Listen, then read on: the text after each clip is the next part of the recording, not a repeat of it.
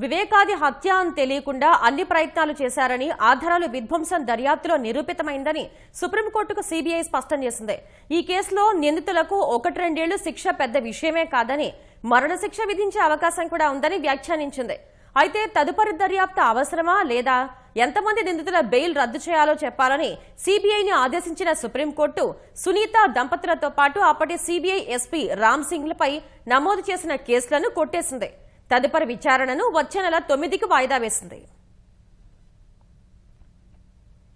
వివేకా హత్య కేసులో నిందితులుగా ఉన్న అవినాష్ రెడ్డి సహా పలువురి బెయిల్ రద్దు కోరుతూ సునీత దాఖలు చేసిన పిటిషన్పై సుప్రీంకోర్టు మరోసారి విచారణ జరిపింది.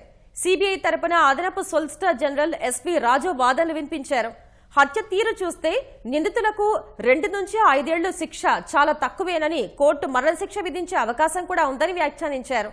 వివేకా హత్య కేసులో ఆధారాలు చెరిపివేయడం, సాక్ష్యాధారాలు లేకుండా చేయడం నిరూపితమైందని పేర్కొన్నారు.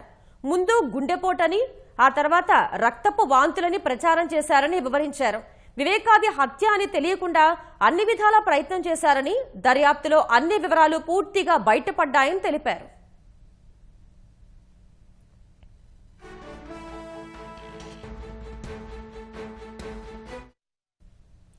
కేసులో అవినాష్ రెడ్డి సహా ప్రధాన నిందితుల బెయిల్ రద్దు చేయాలని సునీత తరపున సీనియర్ న్యాయవాది సిద్ధార్థ లూత్రా సుప్రీంకోర్టును కోరారు. సుప్రీంకోర్టు గతంలో గడువు విధించడం వల్లే దర్యాప్తు ముగించినట్లు సీబీఐ చెబుతోందని, మరింత లోతుగా దర్యాప్తు జరగాల్సిన అవసరం ఉందని తెలిపారు. అసలు సూత్రధారులు, పాత్రధారులెవరో బయటకు రావాల్సి ఉందన్నారు. నిందితులు సాక్షుల్ని బెదిరించడమే కాకుండా సాక్ష్యాలను నాశనం చేయాలని ప్రయత్నం చేస్తున్నారని వివరించారు. సునీత దంపతులతో పాటు సీబీఐ అధికారి రామ్ సింగ్ పైన కుట్రపూరితంగా కేసు నమోదు చేశారని సిద్ధార్థ లూత్రా ధర్మాసనం దృష్టికి తెచ్చారు. వివేకా హత్యలో MP Avinash Reddy mastermind అని లూత్రా కోర్టుకు చెప్పారు. ఏపీ ప్రభుత్వం తరపున సీనియర్ న్యాయవాది అహ్మదీ కొన్ని కీలక వివరాలను కోర్టు ముందు ఉంచారు. నిందితుడు శివశంకర్ రెడ్డి కుమారుడు చైతన్య రెడ్డి మెడికల్ క్యాంప్ పేరుతో కడప జైలుకు వెళ్లి కేసులో అప్రూవర్గా ఉన్న దస్తగిరిని బెదిరించారన్నారు. దీనికి సంబంధించి ఫోటోలతో సహా అన్ని ఆధారాలు ఉన్నాయన్నారు.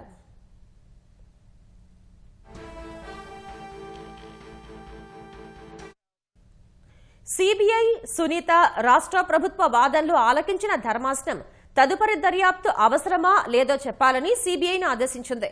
దర్యాప్తులో భాగంగా నిందితుల్ని కస్టోడియల్ విచారణ చేయాలో వద్దో కూడా చెప్పాలని అడిగింది.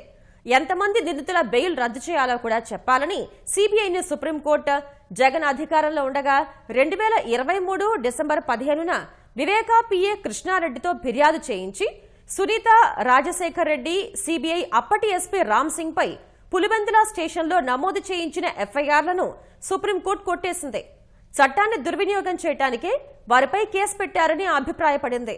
మీ మీదున్న గౌరవంతోనే జరిమానా విధించడం లేదంటూ నిందితుల తరపు న్యాయవాదిని ధర్మాసనం హెచ్చరించింది.